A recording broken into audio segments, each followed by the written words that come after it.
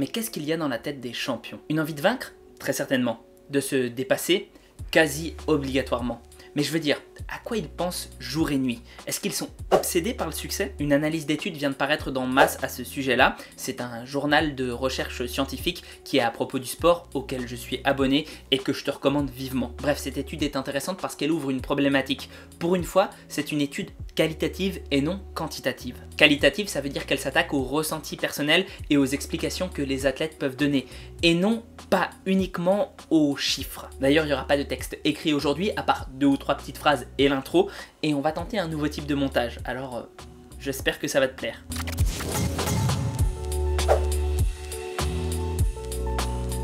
La population de l'étude, c'était des sportifs très émérites, qui étaient soit arrivés à un podium, soit carrément médaillés d'or, mais peut-être le plus intéressant à mes yeux, c'est qu'il y avait non seulement des athlètes valides, mais aussi des athlètes paralympiques. Alors si tu t'intéresses un petit peu à la zététique et au raisonnement, tu vas me dire que le fait d'interroger des sportifs qui ont réussi, ça ne te donnera pas forcément les clés pour réussir toi-même, parce qu'ils ont peut-être d'autres facteurs qu'ils n'ont pas analysés et qui, pour le coup, sont plus importants, notamment par exemple la génétique. Mais c'est pas à ça qu'on va s'intéresser aujourd'hui. On va regarder ce qu'ils ont répondu dans la majorité et on pourrait se dire que même si on prenait l'exemple d'un gagnant de la loterie qui te dirait il suffit de jouer pour gagner, parce que lui, il lui a suffi de faire ça, il faut un minimum jouer. Et justement, ce jouer-là, ça pourrait être ce que les athlètes donnent.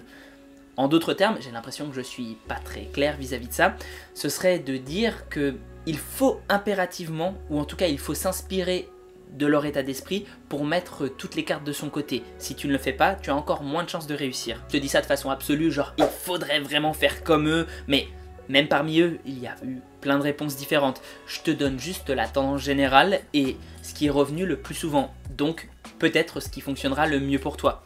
Encore une fois, les études, elles te donnent le chemin global. C'est à toi de tracer vraiment ta voie. J'ai peut-être oublié de le préciser au début avant de passer à la suite, mais j'aimerais bien qu'on ouvre une discussion à ces sujets-là et qu'on puisse en discuter soit dans l'espace commentaire, soit carrément sur mon Discord, parce que moi, d'avoir vu ça, ça m'a aidé à un petit peu mieux démêler ce qui n'allait pas dans ma propre pratique et peut-être ce qui ne va pas dans ta pratique à toi. Peut-être que si on met tous ensemble nos impressions, ce qui nous a aidé le plus, ça fonctionnera mieux pour tout le monde. La plupart donc des sportifs interrogés citent une vie équilibrée comme étant le moteur de leur réussite. Par exemple, j'en ai parlé avec Eddie Hall. Sa femme, elle est derrière lui et ça l'aide justement à pouvoir performer au mieux. Mais il ne néglige pas sa famille. Il est même hyper mignon d'une certaine façon avec son fils parce qu'il a envie de l'éduquer, il a envie d'être derrière lui et de pas le négliger, de pas, pour employer un autre mot que négliger parce que ça va faire un petit peu répétition, je dirais qu'il veut s'impliquer dans sa vie. Alors qu'on pourrait se dire qu'un gars comme Eddie, il n'a que sa réussite en tête et on pourrait le penser de la plupart des athlètes qu'on voit par exemple aux Jeux Olympiques. Or, justement, c'est pas ce qu'ils disent eux. Selon moi, en fait, ils ont juste la chance de bosser dans un domaine qui est aussi leur passion. Il y a une théorie utilisée en coaching mental, et même, il me semble que c'est un peu partout quand on traite de mental, qu'il y aurait 4 piliers dans ta vie.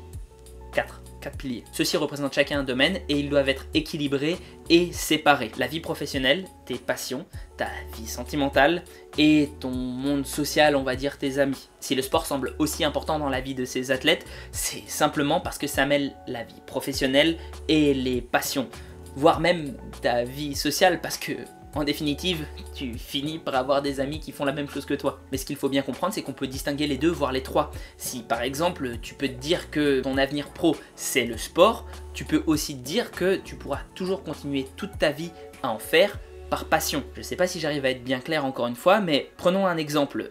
Un jour, tu vas te consacrer à la recherche de sponsors. La recherche de sponsors, du coup, ce sera forcément ton côté pro sportif. Et puis, tu pourras aller à l'entraînement qui sera ton côté un peu plus ludique, un peu plus passion.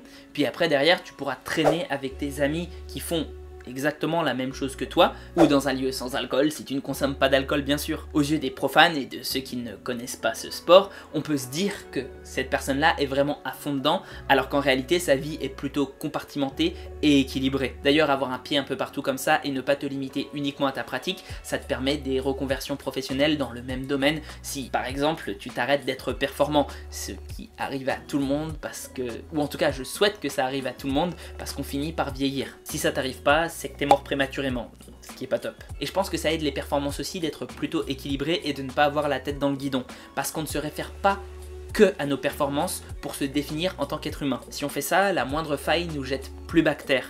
Par exemple, il y a des athlètes qui étaient interrogés là-dedans, qui ont vu leur carrière se transformer complètement quand ils ont perdu un membre et ils sont passés d'athlètes valides à athlètes paralympiques. Au contraire, justement, quand nos 4 piliers sont bien répartis, avec ce genre d'effondrement, ça peut nous permettre de rebondir et d'aller encore plus haut. Je sais pas si tu vois le cliché du manga où le héros se dépasse parce qu'il a envie de gagner pour ses amis.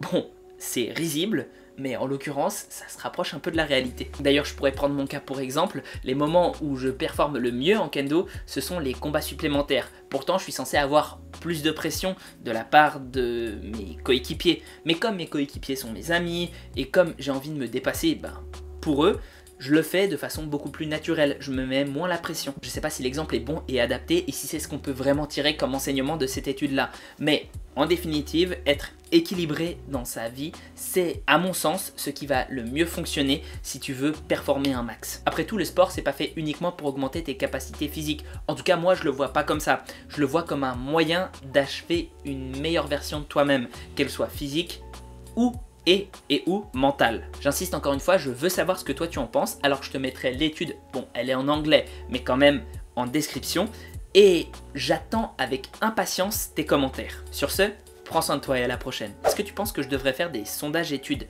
Ce serait peut-être intéressant de vous faire participer tous.